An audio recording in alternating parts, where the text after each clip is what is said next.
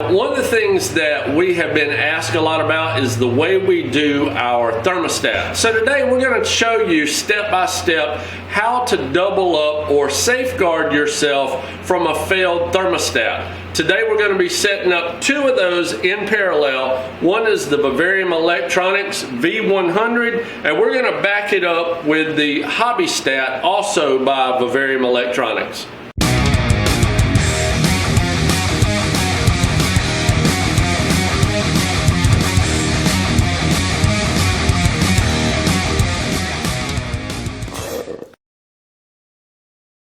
Here's one of the dangers, I guess, of some thermostats, especially if you're using some of the cheaper thermostats. I have bought a few of those cheaper thermostats over the years, and I've had them fail. See, when the thermostat fails, you've got this plugged in, and you've got your heat source plugged into your thermostat. If the thermostat itself was to fail, this thermostat would not regulate your temperatures. It would only act as an extension cord, allowing full electric capacity to pass through. It wouldn't limit your light if you have these set on to a proportional pulse type thermostat, or if you have it on and off, it will run a constantly on, just as if you had your heating element plugged into an extension cord. So in the event that a thermostat fails, what we like to do is back that up. That way we have a safeguard.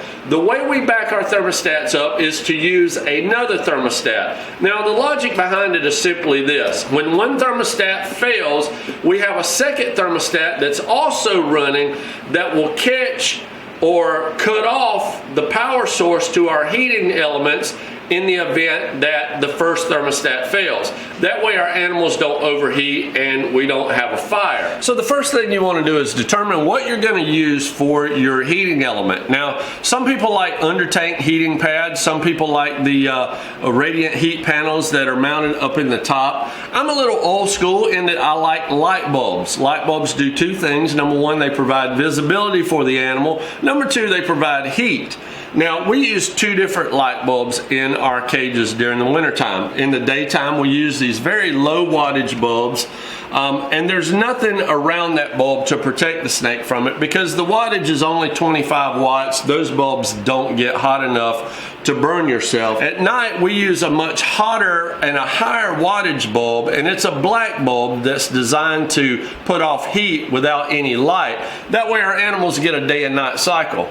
Being that that bulb is so high in wattage, we want to protect our animals from it, and we do that by placing a screen covering around it, as you can see we've done here. Now, when you open up your Bavarium Electronics thermostats, one of the things that you're going to get is going to be this right here. Now, it looks very similar to a telephone cord. This is your probe. This is what's going to sense the inside temperature of your cage.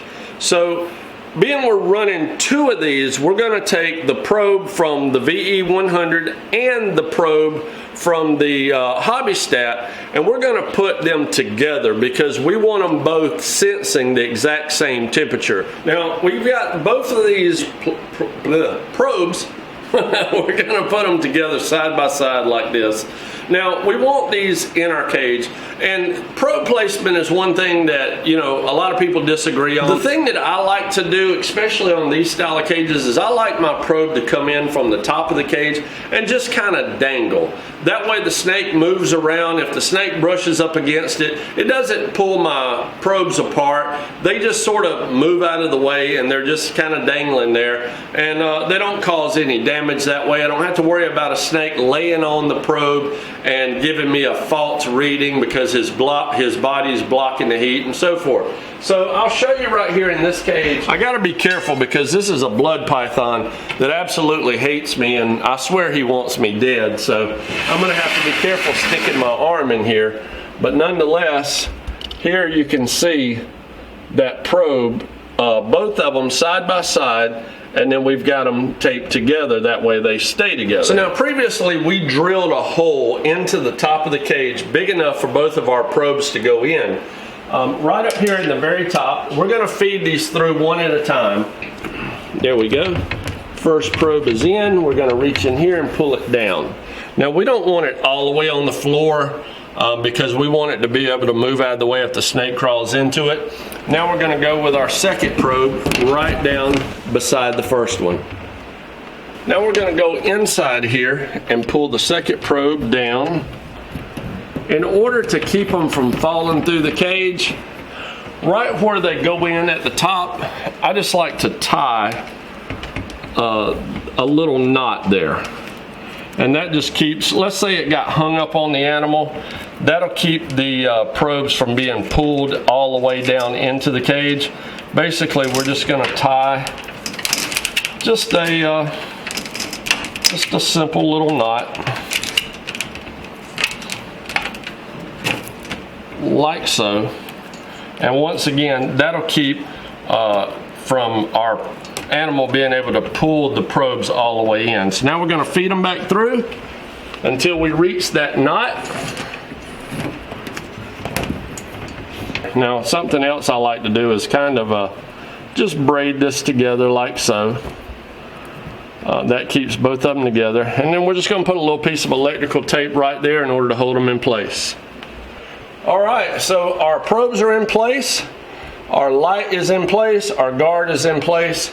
So now we're going to close this back up. We're done working on the inside of the cage. So now coming out of our cage, we've got all of our extra cord. Now one thing I like about the Vivarium electronics is that they give you a lot of cord. And that's nice because sometimes we need to put our thermostat further away from our cage and closer to an electrical outlet. These long cords give you plenty of room to do that. Now on the back of the VE100 here, you've got two right here. You've got two places. One is for a modular night drop. The other's for the probe. You want to plug one of these two into the one that says probe. And it doesn't matter which one you plug in there because both of them are side by side. You want to do the same thing on your hobby stat. You'll see there's two right here. One of those says night drop module, one says probe. You want to make sure that your probe is plugged into the one that says probe, like so. We have this thermostat. Now this VE100 is the one that's going to be controlling our cages.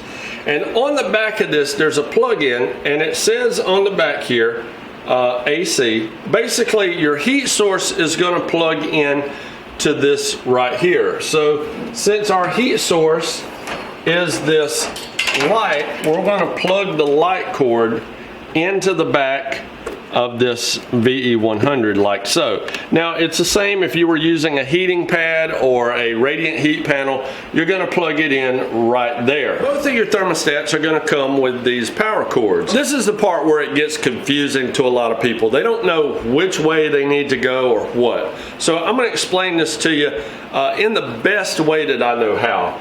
Basically, this thermostat here is going to go into your outlet. Now I'll explain that to you as we do it. First of all, you want to go right here and plug your power cord in to the hobby stat. We're plugging into this hobby stat. Now once we get plugged into this, we're going to plug this into our outlet. We currently have power. The green light is on our hobby stat. Now we're going to plug this next cord. This is the power cord that comes with the VE100. And basically we're going to plug this power cord in right here, just as if we were plugging this into the wall. Now if you were only running one thermostat, obviously you would plug into this and then you would plug into your outlet. But being we want to safeguard this thermostat with the hobby stat, we're going to run this power cord into this the same way we would do if this was actually a heating device. Now you see we have power on our VE100. If you open this cage up and you look inside here, we have power to our black light. So it's currently heating up according to what this probe says. Now, we close this back, we're going to take a look at our electronics to see what's going on. Now this is one of the most important parts to getting this right. If you don't get this part right, it's not going to work. It's just like if you get these two out of order, it's not going to work. So what we want to do, because we've got ball pythons in here, and it is the winter, so we're going to cool them down just a little bit. We're going to bring our animals down to about 84 degrees during the daytime. And we're going to program it basically like this. We're going to hit enter menu, set daytime temperature, enter. Daytime temperature 84, we've already got this set. Looks like we had it left over from last year. So once we have 84, we're going to hit enter again.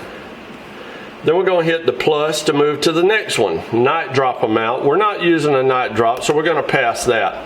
Set the time of day. It's 2:24, so we're going to set time of day, enter.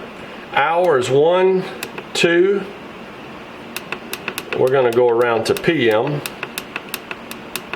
So 2 PM, we're going to hit enter. It's going to give us the minutes. We're going to go up to, actually just turned 2:25. I know that because of my VE electronics on the top cage. So we're going to go up to 25 and enter. And we're going to go to set. This right here basically just put it this way. It'll tell you what it gives your thermostat room for error is basically what that is. We usually just set it for 1 degree Fahrenheit. That way it doesn't fluctuate too much. And then enter. And then next we're going to scroll back through again. Set daytime temperature. We've done that. So we're through now. So this is set for 84 degrees. That black bulb will turn off once the cage reaches 84 degrees. So you'll see it's on right here. This green light indicator tells us that that black light should be on inside the cage. And if we open our cage up, sure enough, we confirm that it is on. So we know that's working properly. Now, but what happens if the cage heats up to 90 degrees and this thermostat fails to tell us? That's what this backup thermostat's going to do. We have this one set at 84 degrees. However, the backup, we're going to set it on the dial here right at 90 degrees. Now, if something happened and this thermostat failed, this thermostat here will allow the cage to only heat up to 90 degrees before it will shut the whole system down. Now, I want to show you something. If you need to cut this off, this is how the system will work. Basically, if you want to cut it off, all you've got to do is come over here and lower your temperature on this thermostat lower than the temperature on this one, and it'll cut the whole system off, which is what you want. That's the safety net. So we're going to turn it down, and you notice we've got power here. So we're going to turn this one down to 80 degrees. And boom, we've killed the power to the whole thing. Not only that, but the heat light also went out. All right, guys, some of you guys will remember in a couple videos ago, we did a little question, asked you guys for help naming our Hypo-Burmese python pair. We narrowed it down to 3. We want you guys to vote on these. The 3 choices are Bonnie and Clyde, Blue and Rex from Jurassic Park, or Samson and Delilah from the Bible. We'll let you guys know in the next video which one of these 3 choices that we have gone with based on your votes down in the comments.